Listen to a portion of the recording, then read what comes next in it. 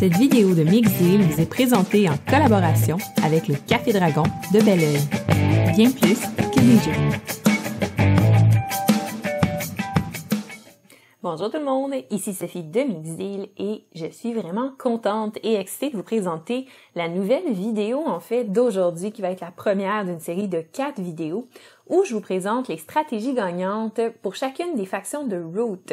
Donc pour commencer, on commence avec la marquise de chat qui est souvent la faction qu'on va penser, peut-être à tort, qui est la plus facile à jouer et à gagner. Donc on va regarder dans un premier temps, donc ça va avoir lieu en 3 temps la vidéo. Dans un premier temps, on regarde comment est-ce qu'elle se joue, c'est quoi les règles autour de cette faction-là, ça prend un petit 2 minutes. Ensuite, on regarde c'est quoi les stratégies pour gagner avec cette faction-là. Et finalement, c'est quoi les stratégies pour jouer contre cette faction-là. Donc on commence ça tout de suite.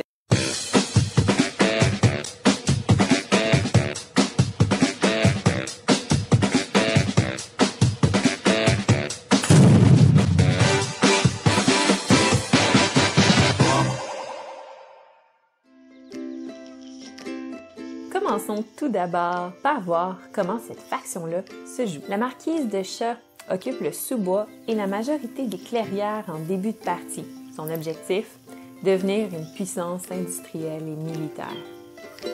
Chaque fois que la marquise de chat construit des bâtiments, elle gagne les points de victoire associés et également développe son contrôle du territoire. Les 3 bâtiments disponibles sont les ateliers, les scieries et les recruteurs. La marquise de chat est la faction qui va se mettre en place en premier sur le plateau de jeu. Donc commençons tout d'abord par voir sa mise en place. Commencez par récupérer chacune des pièces associées avec la marquise de chat, c'est-à-dire ses 25 combattants, tous ses bâtiments, son bois, son jeton de donjon et son jeton de point de victoire. Ensuite, on dispose un guerrier dans chacune des clairières du plateau, mis à part un coin qu'on va laisser à découvert. Ça va être le coin qui va être directement adjacent au coin de la carte qui va contenir notre jeton donjon. Ensuite, on doit construire nos 3 bâtiments, c'est-à-dire la scierie, l'établi ou l'atelier et le recruteur. On doit les construire soit sur le territoire qui contient notre donjon ou encore sur les territoires qui sont adjacents à notre donjon. Donc, pour les construire, on les place sur les zones de construction, comme ceci. Et voilà. Tous les bâtiments restants vont être installés sur son plateau joueur de façon à couvrir les points de victoire qui sont marqués. Maintenant, nous sommes prêts. Voyons voir comment un tour de la marquise de chat se déroule. La première phase d'un tour de jeu, c'est l'aurore. À ce moment-là, pour le chat, ce qui va se passer, c'est que chaque scierie va produire un jeton bois qui va être ajouté dans les clairières où il y a une scierie. Ensuite, on passe aux jours et les jours commencent en donnant l'occasion au chat de crafter, de construire des cartes grâce à leurs établis. Donc, si vous avez un atelier dans une clairière, vous pouvez utiliser son habit pour pouvoir construire une carte. C'est maximum, dans le fond, une utilisation par établi par jour. Ensuite, vous pouvez réaliser jusqu'à 3 actions en répétant celles que vous voulez parmi les actions disponibles. Donc, vous avez l'action bataille qui nécessite de lancer les dés et d'appliquer les dégâts en conséquence dans une clairière où on peut se battre, bien évidemment. Ensuite, vous pouvez effectuer une marche et déplacer vos guerriers en suivant les règles de Root pour les déplacements. La marquise peut faire 2 déplacements par action de marche. Vous pouvez également faire l'action de recrutement qui va être disponible une fois par tour et qui permet de recruter des chats à chaque endroit où vous possédez un recruteur. Vous pouvez également décider de construire des bâtiments. Pour ça, il faut que vous vous fiez au coup en bois qui est indiqué sur votre plateau joueur. Vous prenez le bâtiment qui est le plus à gauche en payant son coût qui est indiqué au-dessus et vous pouvez aller le placer sur le plateau à un endroit que vous contrôlez et qui dispose d'un endroit disponible pour placer un bâtiment. C'est à noter que chaque bâtiment que vous allez construire va vous rapporter un certain nombre de points de victoire que vous gagnez automatiquement à la construction du bâtiment. Il est également possible pour la marquise de se surmener, donc de dépenser des cartes du même habit qu'une clairière où elle possède une série pour faire produire la série une deuxième fois ce tour-ci. C'est également possible pour la marquise de chat de dépenser des cartes oiseaux, les cartes bleues, afin d'avoir des actions supplémentaires durant son tour, donc une action par carte. Mais c'est pas les seuls pouvoirs que la marquise de chat possède, allons voir les autres pouvoirs. Le donjon permet que seulement la marquise de chat puisse construire des bâtiments à cet endroit-là. Par contre, les autres joueurs peuvent s'y déplacer, peuvent attaquer et peuvent éventuellement détruire le donjon. Dès que vous perdez des guerriers en bataille, vous pouvez à ce moment-là dépenser automatiquement une carte de l'habit de la clairière dans lequel c'est arrivé pour récupérer tous vos combattants qui ont tombé au combat à votre donjon. C'est ce qu'on appelle l'hôpital de campagne. Maintenant qu'on comprend un peu plus comment la marquise de chat se joue, allons voir quelques stratégies intéressantes pour nous assurer la victoire. Directement en début de partie, on se rend compte que la marquise de chat est celle qui va commencer le plus fort. D'un, c'est elle qui s'installe en premier. Elle s'installe dans absolument toutes les clairières disponibles dans le sous-bois, sauf une. Donc, on peut penser que cette position-là, pour commencer, est favorable et en fait très puissante pour la marquise de chat. Malheureusement, c'est pas le cas. Ce que ça fait, en fait, c'est que ça rend les chats beaucoup plus susceptibles de se faire attaquer et beaucoup moins capables de se défendre parce que leur force est pas concentrée. Donc, dans les premiers tours, ce qui est recommandé, c'est de regrouper les forces, donc d'effectuer des marches, au moins 2 pour le premier tour, pour décider exactement où est-ce qu'on va concentrer nos forces. Donc, par exemple, je pourrais faire ça comme ça, libérer 2 clairières, mais éviter de me rendre susceptible de me faire attaquer par les oiseaux. Donc, ce qui est efficace aussi avec la marquise de chat, elle a droit à 2 déplacements par marche. Donc, on peut déplacer beaucoup de personnes en un tour. Et l'autre action qui est efficace pour le premier tour, c'est de construire un bâtiment. Donc, votre premier tour devrait ressembler à quelque chose comme marche, marche et construction. En jouant comme ça, dès le début de la partie, vous allez devoir faire des choix sur les territoires que vous souhaitez conserver à tout prix versus ceux que ça vous dérange pas, en fait, de laisser à des adversaires. La marquise de chat va faire la majorité de ses points si elle est capable de construire de façon constante durant la partie. C'est pas la faction qui va avoir la plus grande efficacité pour faire des gros boosts de points. Donc, ces points vont être de façon constante durant la partie. Et si elle le joue bien, elle va pouvoir justement construire des bâtiments tout le long de la partie. Par contre, ce qui arrive souvent avec la marquise de chat, c'est qu'elle va commencer par construire beaucoup, faire un gros boost de points, attirer l'attention des gens. Et ensuite, elle va se faire ramasser par tout le monde et elle sera plus capable de construire des bâtiments. D'où le fait qu'on veut concentrer nos forces dès le début sur les territoires qui vont nous permettre de construire des bâtiments multiples. Donc, tous ceux qui nous permettent de construire 2 ou 3 bâtiments, c'est ceux qu'on va viser et qu'on va vouloir protéger. Quitte à libérer les autres, on ira les récupérer plus tard. Quand je disais que dans le premier tour, ce qui est fort à faire, c'est de faire 2 actions de marche pour pouvoir regrouper nos forces et ensuite de construire. On commence par construire les scieries en priorité. Comme ça, on se donne des avantages directement en début de partie pour produire du bois. Le bois nous permet de construire les bâtiments. Donc, comme ça, on se crée une usine fonctionnelle qui va nous permettre de faire de plus en plus de construction, étant donné que le coût augmente des bâtiments au fur et à mesure qu'on les développe. La marquise de chat, c'est une des factions qui possède le plus grand nombre d'unités. Vous commencez la partie, vous avez 25 unités disponibles à répandre sur le plateau. Il faut profiter de cet avantage-là numérique, en fait, pour jouer de façon stratégique. Une bonne stratégie à adopter avec la marquise de chat, c'est d'effectuer des blocages sur nos adversaires, particulièrement sur l'Alliance, donc d'utiliser le nombre pour rendre tout plus compliqué pour eux. Par exemple, ici, un très très bon mouvement à faire pour la marquise de chat, c'est de bloquer une base.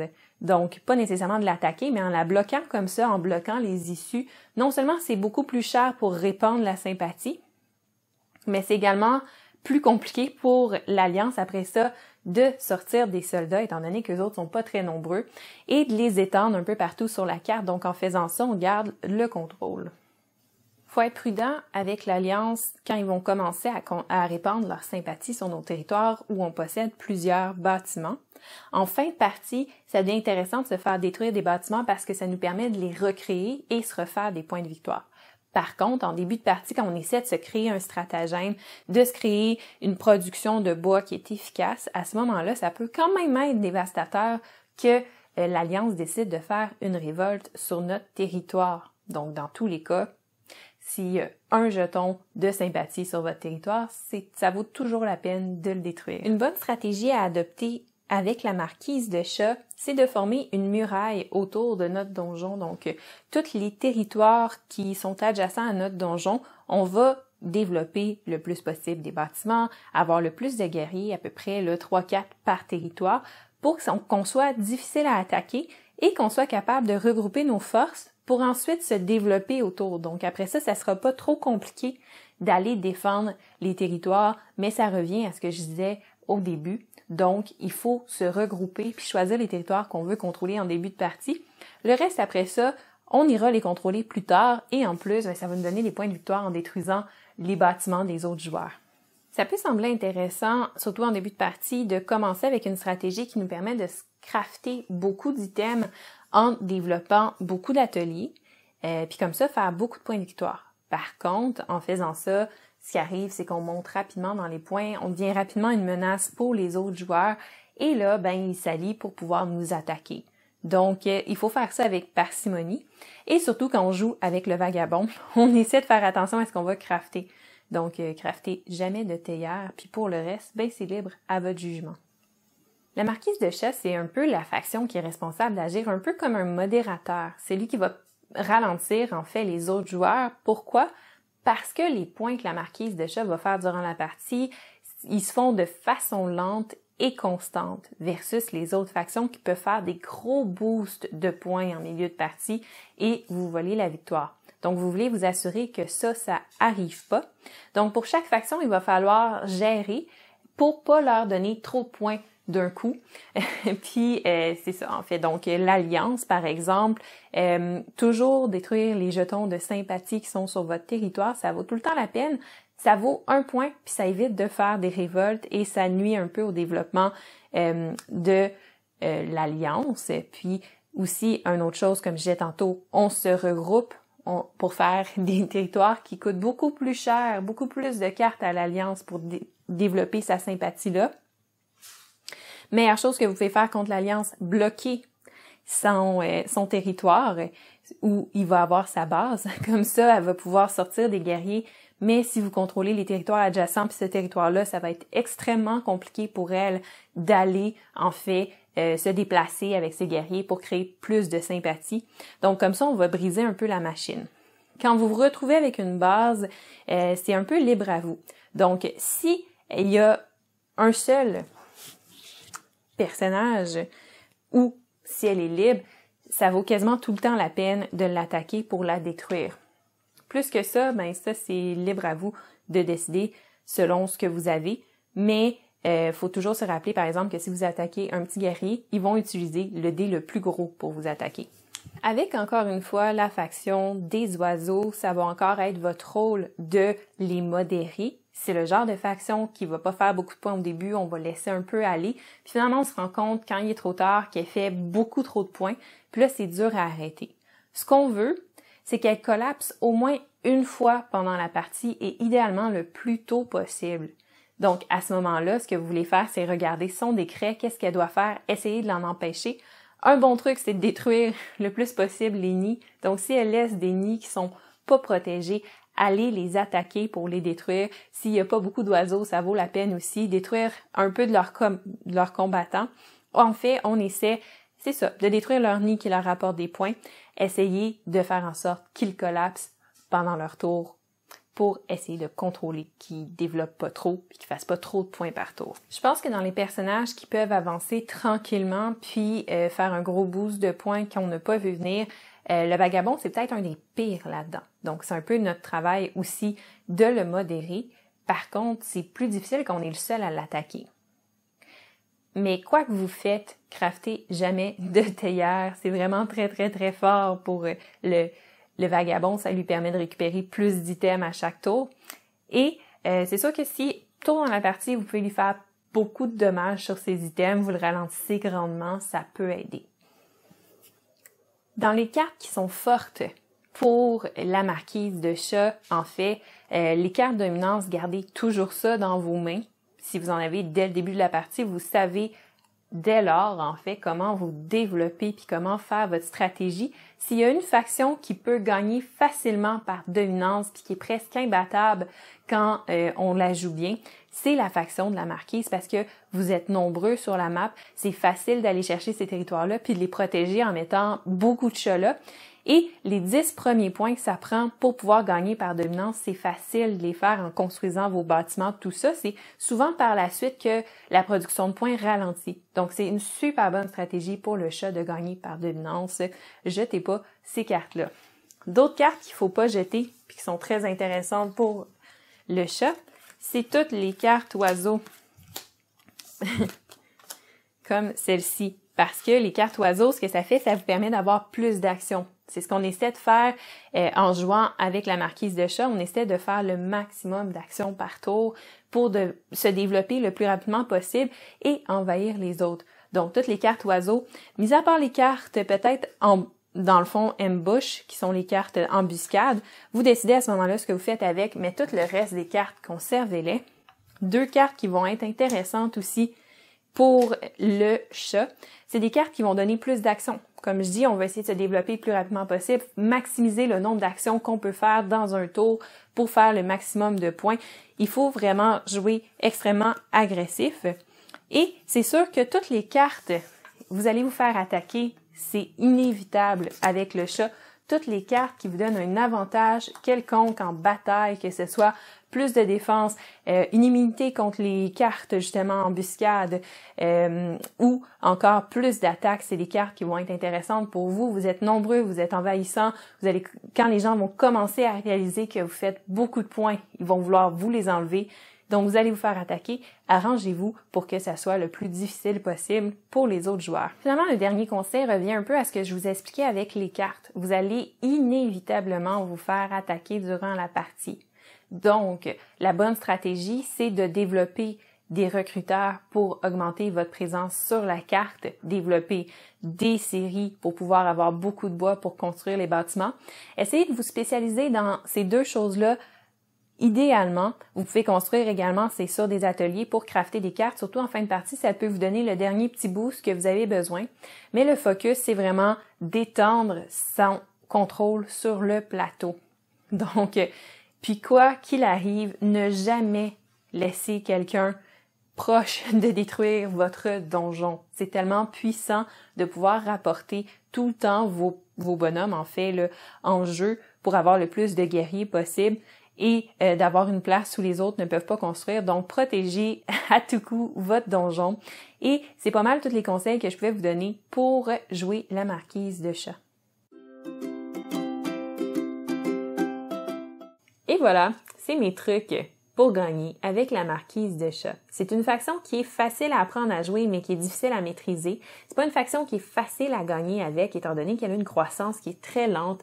Par contre, une fois qu'on a bien commencé avec la marquise, elle est extrêmement dure à arrêter. Donc, la dernière section, ça va être une section pour vos adversaires. Donc, comment gagner contre la marquise? Quels sont les trucs à adopter? Donc, première des choses qu'il faut savoir, c'est que c'est avec les bâtiments que la marquise de chat va rapporter ses points. Première des choses qu'on doit faire, donc, c'est l'empêcher de construire trop de bâtiments. C'est là qu'elle va se faire des points. Et rendu à la fin de la partie, si elle a construit tous ses bâtiments, à ce moment-là, ça vaut plus la peine de les détruire parce qu'en les détruisant, on lui redonne des bâtiments à construire. Donc, pour l'empêcher de faire des bâtiments trop vite, on va essayer de contrôler les clairières à multiples bâtiments pour l'empêcher de prendre le contrôle. Comme ça, elle va se développer, mais éventuellement, elle aura plus de clairières où développer ses bâtiments et sa progression dans les points de victoire va stopper. Pour le vagabond, ça peut même être un objectif intéressant que de laisser des ruines en place parce que ça enlève des places pour la marquise pour mettre des bâtiments. En parlant du vagabond, un autre truc qui est intéressant, c'est de faire attention aux cartes que vous lui donnez. Au début de la partie, ça va être une faction qui va vouloir faire beaucoup de crafting, donc créer beaucoup d'items. Par contre, les cartes que vous lui donnez peuvent avoir un gros impact sur comment est-ce qu'elle va jouer la partie. Vous avez vu plus tôt c'était quoi les cartes qui étaient bonnes. On essaie d'éviter de donner ça à la marquise de chat. Comme on l'a vu plus tôt au début de la partie, les chats sont très vulnérables parce qu'il y en a un par clairière. Donc, c'est le bon moment d'essayer de les limiter, d'essayer d'en tuer le plus possible pour limiter justement le fait qu'elle puisse regrouper ses forces pour après ça devenir une bombe à retardement. Une autre chose qui est intéressante, c'est son hôpital de campagne. Donc, le fait qu'elle puisse ramener à la vie les chats qui ont été tués dans une clairière. Ce qui veut dire en fait que quand vous tuez un chat ou deux, ça vaut pas tout le temps la peine pour la marquise de dépenser ses précieuses cartes pour pouvoir les ramener. Par contre, quand vous tuez une grosse gang de chats dans une clairière, à ce moment-là, ça va être payant pour elle de le faire. Donc, faut garder ça en tête. Et comme son pouvoir d'hôpital est dépendant de son donjon, si jamais vous êtes capable de le détruire, ça pourrait être un bon plan. Une autre chose avec la marquise de chat, le bois. Le bois, c'est existentiel pour elle, c'est ce qui lui permet de construire ses bâtiments et de se rapporter des points de victoire. Par contre, ça vous rapporte des points de victoire à vous aussi si vous le détruisez. Est-ce que j'ai besoin de faire un dessin de ce que vous avez à faire? Donc, après ça, l'autre chose qui peut être intéressante, c'est de bloquer ces circuits de bois parce que pour qu'elle puisse construire un bâtiment, il faut que du bois soit relié à elle. Si vous bloquez ce circuit-là, pour pas qu'il puisse être relié où elle veut construire, vous gagnez un peu le contrôle sur sa production. Et voilà, c'est ce qui met fin à la vidéo de stratégie avec la marquise de chat. Donc, j'espère que ça vous a été utile non seulement pour gagner avec elle, mais également pour pouvoir jouer contre elle. Si vous avez d'autres stratégies, gênez-vous pas pour les mettre en commentaire. Les stratégies que j'ai développées, je les ai développées en faisant des centaines de parties avec la nouvelle application digitale de Root. D'ailleurs, je vais sortir sous peu une vidéo où je fais une partie avec la marquise de chat et je vous explique tout le long de la partie qu'est-ce que je fais et pourquoi je le fais en utilisant l'application digitale de Root. Donc, les autres vidéos s'en viennent sous peu. Donc, d'ici là, si vous avez aimé la vidéo, gênez-vous pas pour laisser un pouce en l'air, laisser un commentaire, vous abonner et sonner la cloche pour pas manquer aucune vidéo que je sors. Et bien, d'ici là, je vous souhaite une super belle journée puis à la prochaine.